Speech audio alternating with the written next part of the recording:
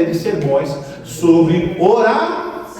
Nós falamos o que não é oração, falamos o que é oração, e hoje nós vamos falar um pouquinho sobre o poder da igreja que ora. Esse é o tema. Portanto, eu vou pedir para você fechar os seus olhos. Antes da gente mergulhar na palavra, vamos pedir que o Espírito Santo nos conduza nesse processo aí, nesse tempo que a gente vai ter junto agora. Pai amado, em nome de Jesus Cristo, eu quero te louvar por todas as coisas que aconteceram até agora na igreja. Pai amado, muito obrigado pelos louvores, ó Pai. Muito obrigado pela vida, Senhor, dos aniversariantes. Muito obrigado pelo aniversário de casamento do Léo, da Tabata. Muito obrigado por cada visitante, que eles se sintam cada vez mais amados e cada vez mais inseridos no contexto espiritual da Igreja Batista da Redenção. Muito obrigado, Senhor, pelos irmãos que foram viajar e que estão voltando, que o Senhor possa repreender todo mal, guarda a vida deles, que eles possam voltar, são nossos irmãos em Cristo Jesus, e pedimos que a volta seja uma volta em paz. Quanto a nós que estamos na tua casa, que despertamos nesta manhã, Pai amado, em nome de Jesus, peço a ti que o Senhor repreenda todo o mal sobre a nossa mente, tira todo o estresse, toda a preocupação da semana e leva a nossa mente cativa ao Senhor, para que nós possamos, Senhor, degustar, apreciar, absorver a tua palavra. Que todo mal caia por terra, Pai, todo espírito de distração, e nos leva a nos deleitar, Senhor, neste processo tão maravilhoso que é a oração. A Ti nós oramos e agradecemos por tudo aquilo que o Senhor fez, faz e fará nas nossas vidas, no nome poderoso de Jesus. Amém e amém. Queridos, a igreja, ela é a união de todos aqueles que foram chamados por Deus, os quais, pela ação do Espírito Santo, creem que Jesus Cristo é o Filho unigênito de Deus, enviado ao mundo para redimi-los de seus pecados. É por isso que a igreja é definida como sendo o corpo de Cristo. Olha só que interessante, nós somos corpo, Cristo é o cabeça, nós somos corpo, Cristo é o cabeça. É a afirmação de Efésios capítulo 1, versos de 22 a 23, que diz o seguinte: Deus colocou todas as coisas debaixo de seus pés e o designou como cabeça de todas as coisas para a igreja. Esse o pronome aqui se refere a Cristo, que é o seu corpo, a plenitude daquele que enche todas as coisas em toda e qualquer circunstância. Eu peguei parte de um sermão que nós fizemos aqui de quinta-feira, que foi um sermão que deu início aos nossos cultos de quinta-feira, porque nós tínhamos o desejo de colocar cultos de oração. Quando nós chegamos ainda não havia.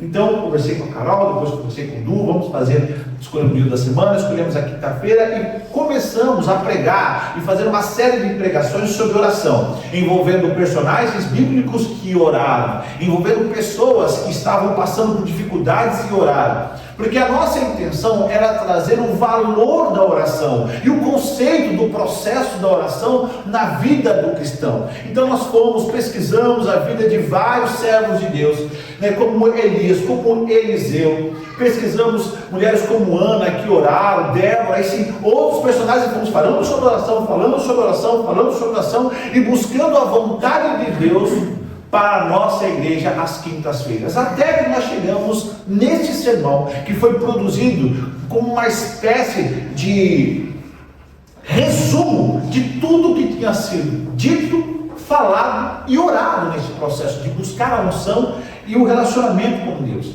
E em um dado momento o Espírito Santo me iluminou quando eu estava orando e buscando o Senhor, mas nos ensina mais sobre esse processo da oração. E olha o que o Espírito Santo trouxe à minha mente. Você sabe o que é tetraplegia? A tetraplegia ocorre quando as vias motoras e sensitivas que percorrem a medula espinhal são interrompidas, ou seja, é a lesão da coluna cervical. Bom, porque é ela que leva todos os comandos do cérebro para o resto do corpo. Então, quando a gente pensa em uma ação, movimentação, quando a gente começa a andar, todas as informações são passadas do cérebro para as demais partes do corpo por meio da medula cervical. E quando você rompe isso, quando você cai, você lesiona, o corpo todo fica paralisado. Por quê? Porque porque há interrupção dos estímulos nervosos, porque o cérebro manda o estímulo para o corpo, mas não vai, porque existe uma ruptura. Existe a perca de sensibilidade, ou seja, a pessoa perde toda a sensibilidade do corpo. Então, se ela encostar em alguma coisa quente demais, ela não vai sentir. Se ela der uma pancada em algum lugar, ou se alguém der uma pancada, ela não vai sentir. Não sei se alguém aqui já assistiu aquele filme que é... Meu Deus do céu, não é? Mulher antes de você? Oi? Mulher antes de você? Não, não é esse. Esse também é muito bonito. É o? Não sei se é Inseparáveis ou que é o rapaz negro que toma conta. É Inseparáveis? Que ele pega uma jarra quente, ele está trocando ele. Ele fala, você não sente nada? Aí o rapaz que está na cama, não, eu não sinto nada, porque ele é tetraplégico, ele só mexe, na verdade, basicamente só pisca. E aí ele fala assim, nossa, é Inseparável mesmo? É isso mesmo. Aí ele pega, já você não sente nada, eu não sinto nada, então ele pega a jarra quente e olha pro cara, o cara está normal, parado, nossa, não sente nada mesmo. O filme é maravilhoso, eu sempre choro porque eu lembro de como eu cuidava do meu pai, que ia fazer umas palhaçadas mais ou menos assim. Mas quando você tem a lesão da coluna cervical, há perca então de sensibilidade, a perca de movimentos, a alteração no tônus muscular, porque a pessoa começa a emagrecer, já que ela não faz força, já que ela não caminha, já que ela não exercita esse músculo, então ela começa a perder tônus muscular, ela começa a ficar magra demais. Em alguns casos chega até a gerar osteoporose. Ou seja, sem a comunicação com a cabeça, o corpo fica desfuncional. Então, vou repetir isso: sem a comunicação com a cabeça, o corpo fica completamente disfuncional. Agora, voltemos ao que diz Efésios capítulo 1, versos 22 a 23. Deus colocou todas as coisas debaixo de seus pés e o designou como cabeça de todas as coisas, que é a igreja. Então, pensando nessa metáfora e nessa analogia, nós precisamos entender que Cristo é a cabeça e nós somos o corpo.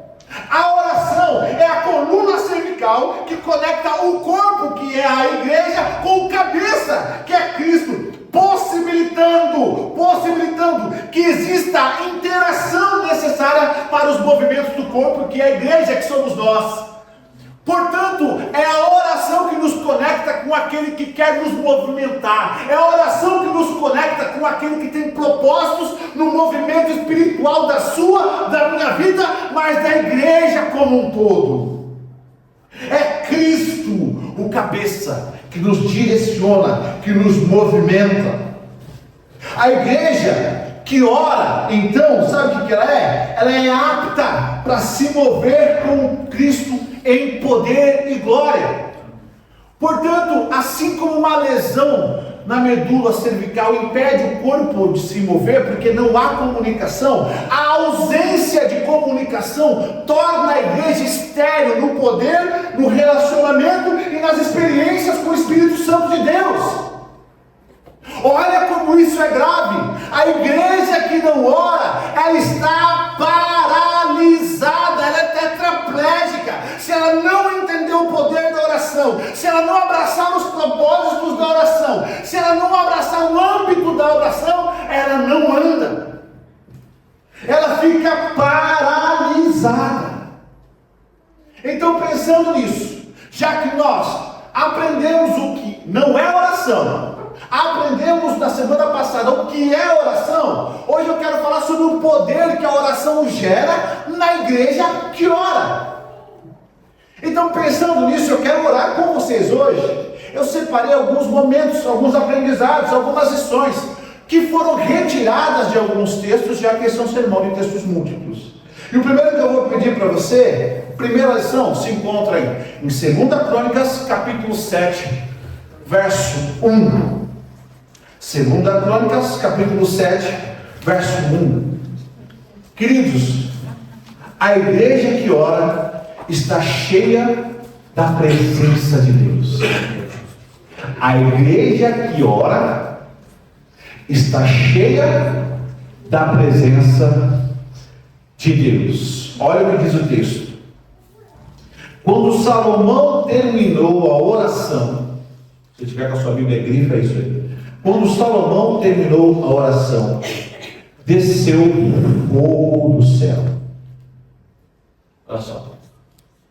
Assim, vou ler na NVI que está ali. Assim que Salomão acabou de orar, desceu fogo do céu e consumiu o holocausto e os sacrifícios, e a glória do Senhor encheu o templo. Na minha versão está assim, ó: quando Salomão terminou a oração, desceu fogo do céu e queimou completamente o animal oferecido, que é o holocausto, que está aí na NVI, e os outros sacrifícios que tinham sido oferecidos, e a glória do Senhor encheu o templo. E por causa dessa luz, os sacerdotes não puderam entrar no templo. Note uma coisa, olha que coisa linda que eu vou te falar. Note que o sacrifício estava lá. O templo estava lá, o sacrifício estava lá, o animal estava lá, estava tudo certo. Mas é a oração que invoca a manifestação da presença de Deus sobre o holocausto. E a glória de Deus só vem por quê? Porque Salomão ora. Ele busca o Senhor, ele busca a aprovação de Deus, e Deus manifesta a sua presença, enviando fogo do céu para consumir o holocausto. Em 1 Reis, capítulo 18, Elias restaura o altar. Ele coloca de novo as 12 pedras, que cada uma delas representava uma tribo de Israel. Então ele reúne, ele junta novamente o altar do sacrifício, coloca todas as coisas. Mas é a oração que invoca o poder e faz manifestar a presença de Deus sobre o holocausto de novo. Então, orar não é apenas elevar as nossas vozes até o céu, mas é trazer a presença do Rei dos Reis até nós. É a reivindicação da presença do próprio Deus ao nosso redor. Portanto, a igreja que ora, ela está repleta da presença desse Deus que é fogo consumidor, é repleta da presença desse Deus que é criador. E olha só que interessante, por que fogo? Porque todas as vezes que os profetas oravam, descia fogo. Eu não sei se já parou para pensar nisso. Hebreus 12, do 28 ao 29, diz que Deus é fogo consumidor. Deuteronômio capítulo 4, verso 24, diz que Deus é fogo consumidor. Isaías capítulo 30, verso 27, diz que Deus é fogo consumidor. Êxodo capítulo 24, verso de 15 a 17, diz: Deus é fogo consumidor. Então o fogo ali não é só uma manifestação da natureza, não é só uma manifestação do poder de Deus sobre o holocausto, mas é uma manifestação da presença do próprio Deus sobre o servo que o invocou. Se um servo ora e desce fogo do céu, se o outro ora e Deus consagra o templo, imagina uma igreja com vários servos, homens e mulheres de Deus, todos orando ao mesmo tempo, com o mesmo coração quebrantado, o fogo também cai. E nós precisamos entender que a presença de Deus se manifesta. Então essa é a nossa busca aqui na redenção, que sejamos uma igreja que ora para a gente desfrutar do poder que vem da oração. A oração invoca a pessoa de Deus sobre a igreja e todo o poder e glória que vem de Deus. Sabe por quê? Olha que interessante. Deus não pode se manifestar e deixar a glória dele de lado. Ele só fez isso uma vez, na pessoa do Senhor Jesus Cristo. Tessalonicenses fala sobre isso, que ele deixou a sua glória, veio como homem, morreu na cruz, foi ressurreto ao terceiro dia, subiu ao credo apostólico, está lá com o Pai. Mas a manifestação de Deus agora é em poder. Então você pode orar. Você sabe por que é interessante a gente pensar nesse aspecto? Porque quando a gente pensa no poder que Deus tem, e quando nós oramos e invocamos a presença deles, então aquilo que o Bigode manifestou aqui no seu testemunho é verdade, porque nada para Deus é impossível. Então a igreja que ora, ela é cheia do poder de Deus, e a gente precisa buscar sermos uma igreja assim. Sermos uma igreja que manifesta o poder desse Deus, que é um Deus pessoal, que entende a nossa vida, o nosso dia a dia, e que quer manifestar a sua glória. É tão interessante. Olha só, você não vai encontrar um texto bíblico, eu te desafio a procurar, você não vai encontrar um texto bíblico que Deus não queira se manifestar. Você vai encontrar aquilo que impede a glória de Deus de se manifestar, que é o pecado. Nós estudamos aqui com a Deus. Mas Deus não quer mostrar o seu poder, Deus não quer mostrar a sua glória. Vocês se lembram com Moisés? A única coisa que Deus falou: eu vou te colocar numa brecha, porque se eu passar do jeito que eu estou e você do jeito que você está, eu vou te consumir, porque Deus é fogo consumidor. Mas eu vou passar, e você vai ver as minhas costas. É uma figura de linguagem. Muitos teólogos acreditam que é Jesus que Moisés veio passar. Então, queridos, se quisermos ser uma igreja sem limites, porque o poder de Deus retira os limites da nossa vida. Vou repetir isso. O poder de Deus retira os limites da nossa vida e nos faz sonhar cada vez mais.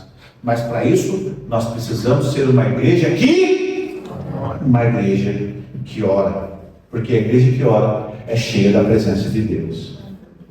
Segunda lição, vamos para outro texto. Vá lá agora rapidamente, porque nós temos ceia. Vá para Atos capítulo 12, versos de 5 a 11. Esse foi o texto que eu também utilizei na pregação passada, quando nós estávamos falando sobre oração.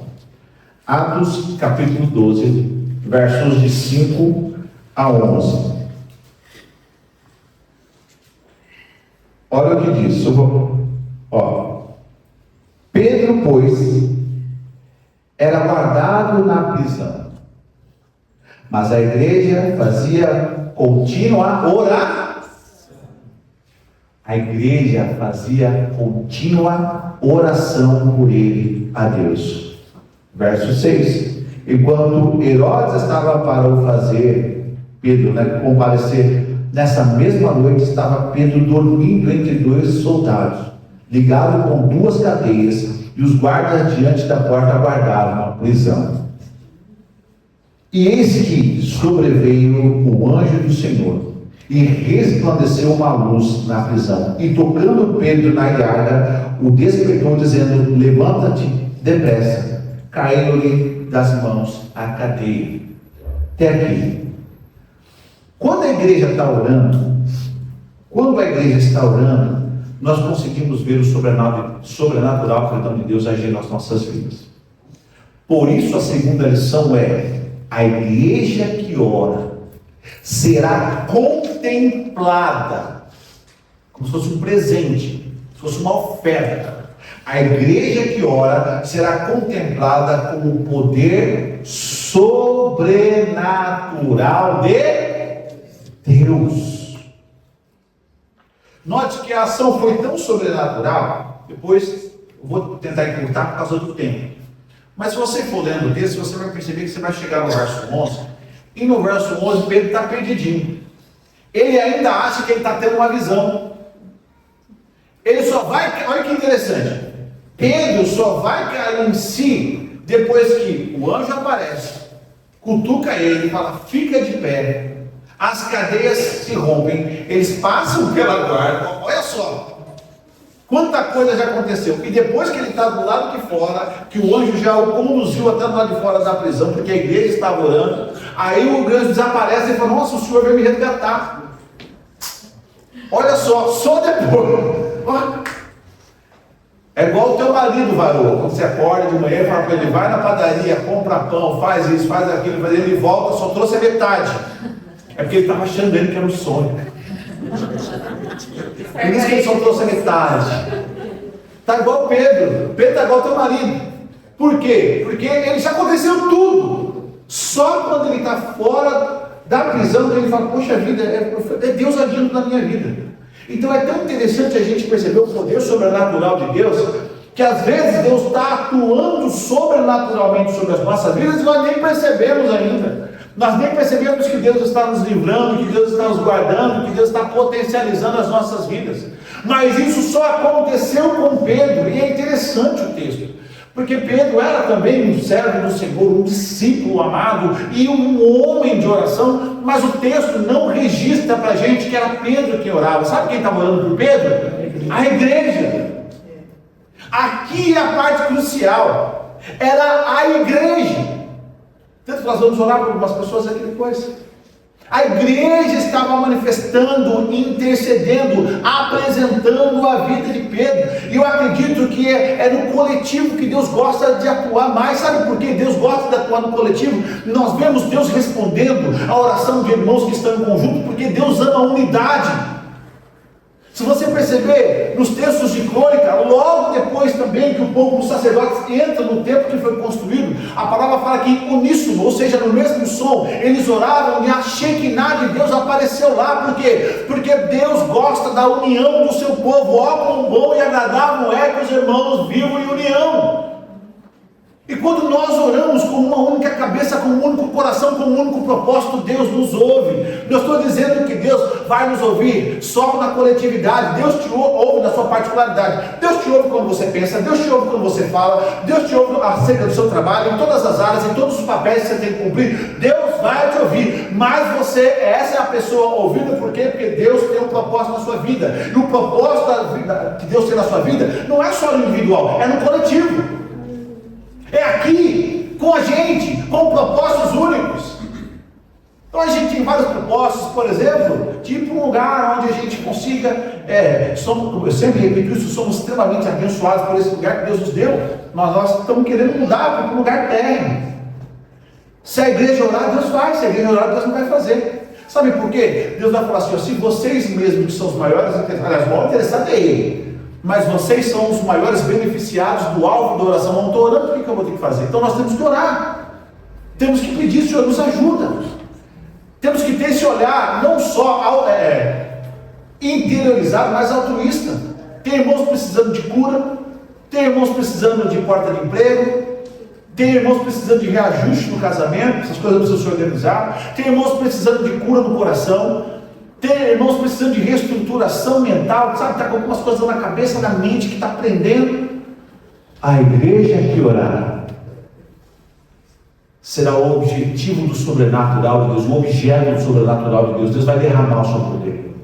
Vocês acreditam nisso? Eu acredito. Lembra disso? Pedro estava tontinho, mas o milagre já havia chegado. Sabe por quê? Porque a igreja que ora será contemplada com o poder sobrenatural de Deus. A igreja estava orando, Pedro foi liberto. Amém? Guarda isso. Terceiro e último, para a gente ir bem rapidinho. Atos 10, do 1 a 7.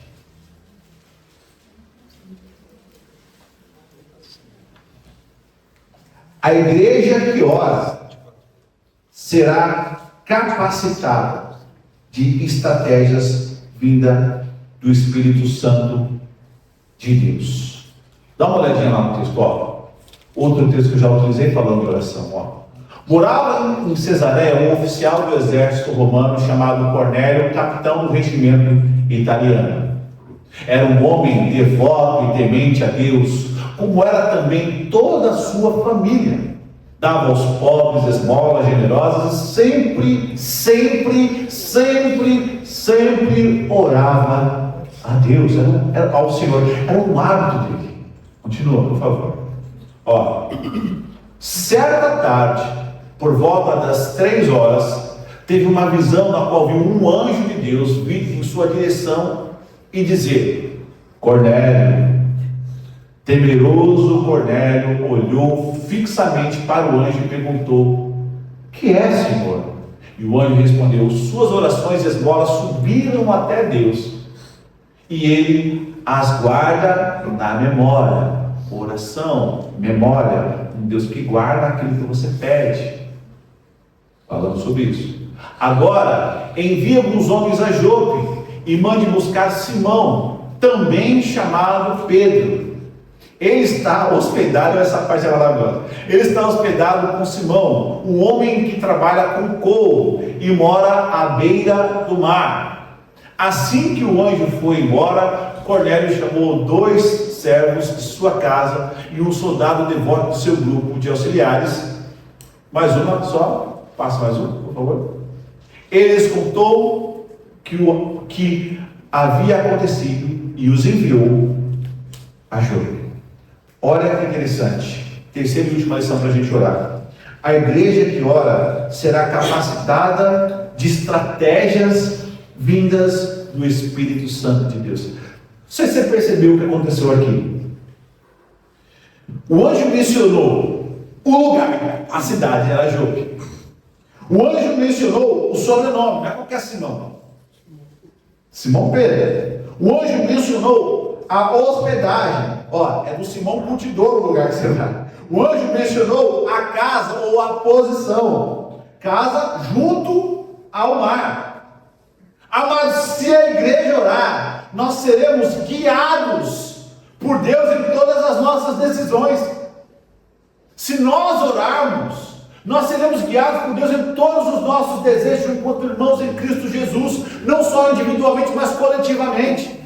Então, quando nós oramos, Deus nos direciona, dando estratégias. Deus vai dar estratégia para você restaurar o seu casamento. Deus vai dar estratégias para você talvez mudar de emprego, se for o seu desejo, bolar talvez um currículo melhor, ou fazer com que o seu desejo chegue ao ouvido de pessoas que têm acesso a um novo cargo na empresa. Se você orar, Deus vai dar estratégia de remédio, eu não sei, Deus vai fazer alguma coisa, mas o que Deus vai fazer é te direcionar no seu pedido, na sua busca. Amém. Amém. A igreja que ora, olha só, ela é capacitada de estratégias pelo Espírito Santo do Senhor. Então, às vezes, nós nos sentimos tão perdidos, tão alienados das coisas que acontecem ao nosso redor, e nós esquecemos que o nosso Deus é um Deus estratégico. A igreja que ora é tão poderosa que ela é capaz de despertar pessoas que estão dormindo na fé. O poder sobrenatural da oração pode despertar as pessoas que amamos e salvá-las da condenação também. E às vezes a gente não ora para as pessoas que estão ao nosso redor. Você precisa de estratégia na sua vida? Eu preciso de muitas. Eu preciso de estratégias para remir o meu tempo, porque eu tenho 3 empregos, 2 filhas, uma esposa. Deus já me deu uma estratégia. Quando todo mundo vai ficar adulto, ele pediu para eu construir um ministério chamado Irmão Caminhoneiro Shell. Que naqueles períodos, naquela fase, 2, 3 mulheres em casa, eu saio para evangelizar, só volto 15 dias depois. Estratégia de Deus. Brincadeira. Você precisa de estratégia no seu trabalho, no seu casamento, no seu ministério, no seu chamado, para a sua vida pessoal. Ora. E Deus me deu uma estratégia para hoje. Nós vamos agora para a ceia. Quero chamar o Adilson, quero chamar o Rodrigo, por favor, vem aqui para vocês vão orar. Só que todas as vezes que nós vamos para a ceia, geralmente a gente vai para a ceia de uma maneira lembrando aquilo que nosso Senhor Jesus Cristo fez. Ele se der e fala assim, mas pastor João,